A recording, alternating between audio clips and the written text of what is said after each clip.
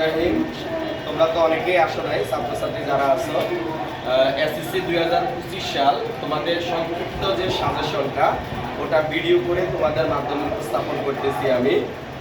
তো আমাদের প্রথম থেকে শুরু করতে হবে 5.1 থেকে, মানে বইটা দাও একটু। আমাদের 5.1 থেকে আমাদের শুরু। যেমন জেনারেলে যারা আছে তোমাদের তো হচ্ছে 2.1 বা প্রথম অধ্যায় থেকে শুরু, আর আমাদের কারিগরিতে হচ্ছে 5.1 থেকে আমাদের অঙ্ক শুরু। তো আমরা যদি দেখি 5.1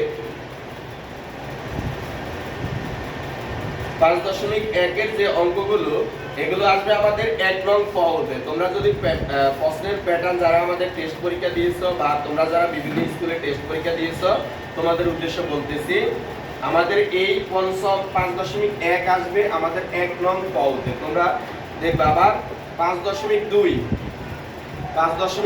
আর 1 মিলিয়ে মাত্র একটা অঙ্ক দিতে হবে তোমাদের, মানে যেটাকে বলে 4 মার্ক হতে পারে, 5 মার্ক হতে পারে। তো তোমরা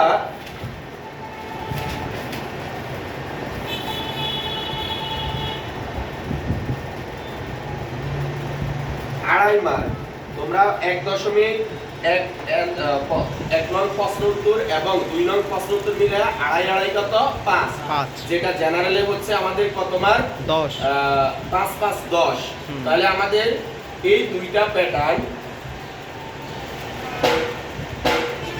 1 এবং 1 এর অথবা যে কোনো একটা দিতে হবে। আমাদের স্টুডেন্ট অনেকে ভুল করে কি দুটোটাই দিয়ে দেয়, দুটোটা দিলে কিন্তু 5 পাবা না, আড়াই পাবা। কত? আড়াই থাকবে তোমাদের। আবার আমাদের 2, আবার এটা দুইটা মিলে হচ্ছে এটা 11.1 এর অধ্যায়। কত দশমিক? 11.1। পঞ্চম অধ্যায়ের পরে 11.1 কিন্তু কোশ্চেনে থাকবে 2 নং ক। কি থাকবে? 2 নং ক। তোমরা যদি কোশ্চেন না বুঝো, মঙ্গলবারে আবার সোমবারে আবার আসবা, তোমরা বুঝিয়ে দেব। আমাদের প্রথম অধ্যায় থেকে আসবে 5.1 2 মিলে আড়াই মার্ক। আবার 11 অধ্যায় থেকে আড়াই মার্ক একটা অঙ্ক, দুইটা থাকলে তোমরা একটা দিতে হবে আড়াই মার্ক করে। এবার আমরা আসি তৃতীয়, চতুর্থ, পঞ্চম সবগুলোই আড়াই করে, এবং ষষ্ঠ, সপ্তম, অষ্টম, নবম, এই নবম অধ্যায় পর্যন্ত, কত অধ্যায়? এই 9 পর্যন্ত প্রত্যেকটা অঙ্ক আমাদের আড়াই করে দেওয়া। এই আড়াই করে যদি আমরা দেই, তাহলে আমাদের একটা অঙ্ক আড়াই, দুইটা হলে 5, আর তিনটা যদি আমরা দুইটাতে 4টা দেই তাহলে হচ্ছে আমাদের 10 মার্ক। একটা ভুল, মানে তার মানে আমাদের প্রত্যেকটা অঙ্ক আড়াই করে। তাহলে আমরা ভালো মার্ক কিভাবে পাবো? আমরা যদি উপপাদ্যতে চলে যাই, উপপাদ্য এবং পরিসংখ্যানে, সর্বপ্রথম তোমরা দিবা পরিসংখ্যান। পরিসংখ্যান আসবে আমাদের কি?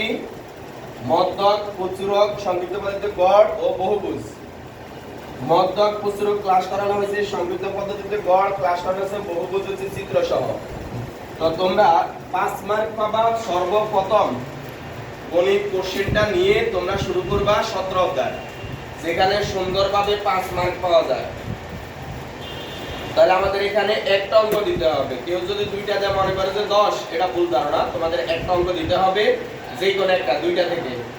আর আসো তোমরা ত্রিকোণমিতি যদি দাও, তোমরা এখানে একটা 3 4 12 তিনটা অঙ্ক এখানে 4 করে। তাহলে আমরা যদি দেখি, তোমরা যদি ত্রিকোণমিতি সাইড এবং পুরোমিতি এই দুইটাকে যদি সমন্বয় করো, তাহলে তোমরা মার্ক ভালো পাবা 4 করে। তাহলে আমরা দেখি ত্রিকোণমিতি আমরা জানি 4mn √4mn এর একটা অঙ্ক করানো হয়েছে, এটাকে একটু ঘুরিয়ে দিবে 4 মার্ক, এবং অন্যান্য অঙ্কগুলো এখানে সাজিয়ে দেওয়া আছে আমাদের। এই সাজেশন অনুযায়ী তোমরা অঙ্কগুলো খুঁজে বের করবা উপপাদ্য 3 করে, আর হচ্ছে উপপাদ্য দেওয়ার চেষ্টা করবা। যারা সম্পাদ্য পারো তোমরা সম্পাদ্য দিবা, যারা পারো না দেওয়ার দরকার নাই, তবে উপপাদ্য দিলে তোমাদের 3 মার্ক করে পাবা। আমাদের টোটাল 20 পেতে হবে। প্রথমে টার্গেট থাকবে আমাদের 20, যেহেতু আমাদের সৃজনশীল না, আমাদের এমসিকিউ নাই, তোমাদের 20 পেতে হবে প্রথমে।